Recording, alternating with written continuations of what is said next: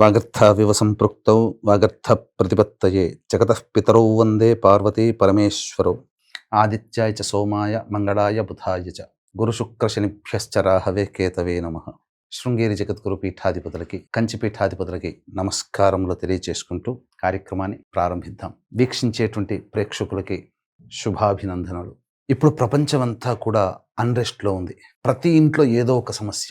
ముఖ్యంగా చాలామంది కుటుంబాలలో వివాహ సమస్య. వివాహం కాక ఎన్నో ప్రయత్నాలు చేసినా పిల్లలకి మంచి సంబంధాలు దొరకటం లేదు. ఎన్నో సంబంధాలు వస్తున్నాయి కానీ పిల్లలకి తగ్గ సంబంధాలు దొరకట్లేదు. చాలామందికి డైవోర్స్లు అయినాయి. మళ్ళీ 2-3 పెళ్ళిళ్ళు జరగడానికి అడ్డంకులుగా ఉన్నాయి. అంతేకాకుండా మంచి సంబంధాలు ఎన్ని తెచ్చినా పిల్లలు ఇప్పుడు కాదని దాటవేస్తున్నారు. అటువంటి వారి కోసం ఒక అద్భుతమైనటువంటి పరిహారము.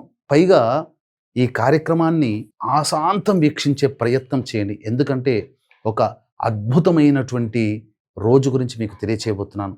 కేవలం పరమేశ్వరానుగ్రహము చేత, పరమేశ్వర సంకల్ప ప్రభావము చేత ఒక గొప్ప మహిమాన్వితమైనటువంటి రోజు గురించి ఈ మధ్యకాలంలో నేను తెలుసుకున్నాను. అనగా సంక్రాంతి సెలవుల్లో. ఆ రోజు ఈ సంవత్సరం ఎప్పుడు వస్తుందా అని చూస్తే జూలై మాసంలో కనబడింది. ఇటువంటి రోజు ఇంకా భవిష్యత్తులో ఎప్పుడు వస్తుందని చూస్తే 2053లో వస్తుంది, 2070లో వస్తుంది. 1885 సంవత్సరం నుంచి 2110 సంవత్సరం వరకు చూస్తే కేవలం 9 సార్లు మాత్రమే వచ్చింది. కాబట్టి అత్యంత అరుదుగా ఇప్పుడు వచ్చే 13 జూలై తారీఖు రోజున వచ్చే మహామహిమాన్వితమైన రోజు యొక్క విశిష్టత తెలిస్తే ఎవ్వరు కూడా ఆ రోజును వదిలిపెట్టరు. 100 మహాశివరాత్రులు కలిస్తే ఎంత పుణ్య ఫలితము వస్తుందో కేవలం ఆ ఒక్క రోజుకి మాత్రమే వస్తుంది. కాబట్టి ఈ విషయం తెలుసుకొని నేను పాటిస్తే నా కుటుంబం, నేను బాగుంటాం. కానీ గురుస్థానంలో కూర్చున్నాను. అందరికీ ఈ యొక్క విషయం తెలియాలి. అందరూ బాగుండాలి. మీరు బాగుంటే, సంతోషంగా ఉంటే పరమేశ్వరుడు మీ సంకల్పం నెరవేరడానికి నన్ను సమిధిగా వాడుకున్నాడని చాలా సంతోషిస్తాను. ఎందుకు చెప్తున్నానంటే ఎంతో ఉద్వేగముతో, ఎంతో సంతోషముతో, ఆనందముతో ఈ విషయాన్ని మీతో పంచుకోవడానికి సిద్ధపడ్డాను. కాబట్టి ఈ కార్యక్రమం ఆశాంతం వీక్షించండి. ఆ రోజు శివానుగ్రహం కోసం ఏం చెయ్యాలి? ఎందుకంటే శివాజ్ఞ లేనిదే చీమైన కుట్టదు. ఆ పరమేశ్వర సంకల్పం ఉంది కాబట్టే నాకు తెలిసింది. ఈ తెలిసిన విషయం 10 మందికి తెలియచేయాలనే సంకల్పం కాబోలు పరమేశ్వరుడు నా ద్వారా చెప్పిస్తున్నాడు. కాబట్టి ఈ కార్యక్రమం వినడం, ఈ కార్యక్రమంలో చెప్పిన విషయాన్ని ఆశాంతం ఆకలింపు చేసుకుని ఆ పరిహారం చేయడం వరకు మీ వంతు. కానీ అత్యంత శీఘ్ర ఫలితము ఆ పరమేశ్వరుడు దగ్గరుండి కార్తీక మాసంలో మీ సంకల్పం నెరవేరుస్తాడు అని చెప్పడంలో ఏమాత్రం సందేహం లేదు. ఇక వివరాల్లోకి వెళ్ళిపోదామా? వివాహ సమస్య. ప్రతి ఇంటిలో కూడా ఈ యొక్క సమస్య ఎక్కువై కూర్చుందండి. కాబట్టి ఈ వివాహ సమస్యకి సంబంధించి శివానుగ్రహం కోసం ఏం చెయ్యాలి? 13 జూలై రోజున వస్తుంది. శివుడికి జన్మ నక్షత్రమైన ఆరుద్ర నక్షత్రం. శివుడికి అత్యంత ప్రీతికరమైన వారము సోమవారము.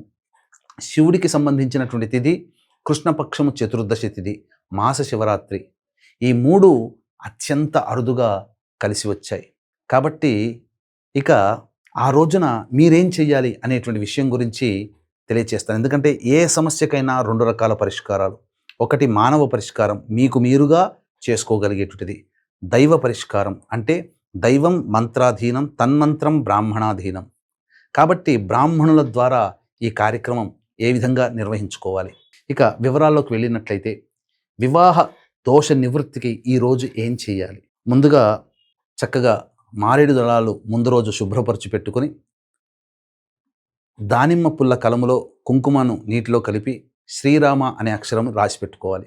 గరిక పోచల్ని దగ్గర పెట్టుకోవాలి. ఆ రోజంతా కూడా ముందు రోజు ధూమపానము, మద్యపానము, మాంసాహారము, దాంపత్యము పనికిరాదు.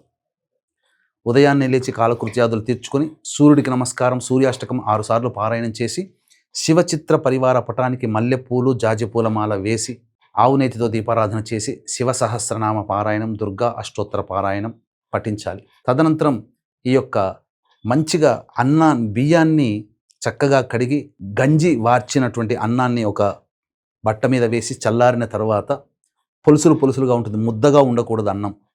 ఆ విధంగా అవన్నీ పట్టుకొని శివాలయానికి చేరుకొని కాళ్ళు చేతులు కడుక్కొని నోట్లో 3 సార్లు పుక్కిలించి గాయత్రి మంత్రంతో పుక్కిలించి వదిలేసి నవగ్రహాల చుట్టూ శివాయ నమః అంటూ 27 ప్రదక్షిణలు చేసి గణపతి దగ్గరకు వెళ్ళి ఆ గణపతి దగ్గర గరికపోచుతో గణాధిపాయ నమః వినాయకాయ నమః అంటూ 11 సార్లు అర్చన జరిపించి గణపతికి నమస్కారం చేసి చేసేటువంటి పూజా కార్యక్రమం వల్ల వివాహ దోషాలు మాకు కానీ మా కుటుంబ సభ్యులకు కానీ తొలగిపోయి ఆనందంగా దాంపత్యంలో ఉండాలని ఆ గణపతికి నమస్కారం చేసుకోండి. తర్వాత సుబ్రహ్మణ్య స్వామిని అమ్మవారిని దర్శించుకోండి. నంది దగ్గరికి వచ్చి నంది చెవిలో మీ యొక్క సంకల్పం, నా సంకల్పము నా ప్రతినిధిగా నీవు నీ తండ్రికి చేరవేయవయ్యా అని చెప్పి ఆ నందికి చెప్పి ఆనందముగా ఆ పరమేశ్వరునికి దర్శించి నమస్కారం చేసుకొని అవకాశం ఉంటే అంతరాలయంలో లేకపోతే బాహ్యాలయంలో శివలింగం ఉంటుంది. ఆ శివలింగానికి పంచామృతాలతో అభిషేకం జరిపించడం. తదనంతరం ఇక పటిక బెల్లము, నవబోద్గడ్డ, మిశ్రి అంటారు. వాటిని మెత్తగా దంచి ఆ పొడిని నీటిలో వేసి ఆ నీటితో ఈశ్వరునికి అభిషేకం జరిపించి తెచ్చుకున్నటువంటి వండి వార్చినటువంటి అన్నము ఉంటుంది కదా, చల్లబడుతుంది కదా, ఆ అన్నంతో కూడా ఈశ్వరునికి అభిషేకం జరిపించి గన్నేరు పూలు మల్లెపూలతో అర్చన చేయాలి. వెంట తెచ్చి పెట్టుకున్నటువంటి గరిక పోచలు అలాగే మారేడు దళాలతో అర్చన చేయాలి. నైవేద్యంగా పండ్లు ఇతర పదార్థాలు పెట్టాలి. ఆ పరమేశ్వరుని సంకల్పం, పరమేశ్వరునికి మీ యొక్క సంకల్పాన్ని నెరవేర్చాలి. ఇక చాలు, మీరు చేయాల్సిందల్లా ఇది. ఉపవాసం ఉండదలిస్తే సాయంకాలం వరకు వేచి చూచి సూర్యాస్తమయం వరకు ఉండగలిగితే ఆ రోజంతా ఉండండి, తెల్లవారి దాకా ఉండండి. లేకపోతే సూర్యాస్తమయం వరకైనా కానీ ఉపవాస నియమాన్ని పాటిస్తూ ప్రదోషకాలంలో శివ అర్చన జరిపించుకొని ఆకాశం వైపు ఒకసారి నమస్కారం చేసి రాత్రిపూట భోంచేయండి. ఉండగలిగినటువంటి వాళ్ళు, శక్తి ఉన్నటువంటి వాళ్ళు, ఎందుకంటే 100 మహాశివరాత్రులతో సమానమైన రోజుది. కాబట్టి ఇటువంటి రోజుని మిస్ చేసుకోకండి. కాబట్టి ఆ రోజంతా భక్తి శ్రద్ధలతో నామస్మరణతో శివ మహిమ్న స్తోత్రంతో పారాయణం చేసి ఉదయాన్నే చక్కగా కాలకృత్యాదులు తీర్చుకుని స్నానం ఆచరించి సూర్యుడికి నమస్కారం, సూర్యాష్టకం 6 సార్లు, అలాగే ఏ విధంగానైతే చిత్ర పరివార పటానికి పూలమాల వేసి నమస్కారం చేసుకొని శివ సహస్రనామ పారాయణం చేసుకొని స్వామికి పండో ఫలమో ఏదైనా కానీ నైవేద్యంగా పెట్టండి. అనాథలకి, వృద్ధులకి, వికలాంగులకి అన్నదాన కార్యక్రమాలు, తినే పదార్థాలు పంచిపెట్టి తదనంతరం ఇంట్లో వచ్చి భోజనం చేయండి. ఇది మీరు చేయాల్సిన డ్యూటీ. ఇక ఆ పరమేశ్వరుడికే వదిలిపెట్టండి.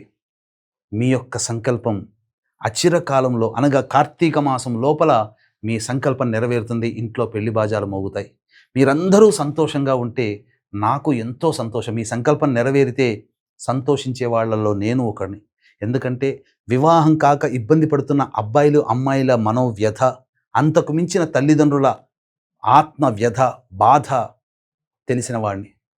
కాబట్టి ఖచ్చితంగా ఈ నియమాన్ని పాటించండి. తప్పకుండా మీ ఇంట్లో పెళ్లి బాజాలు మోగుతాయి అచిర కాలంలోనే. మీరందరూ సంతోషంగా ఉండాలని మనస్ఫూర్తిగా కోరుకుంటూ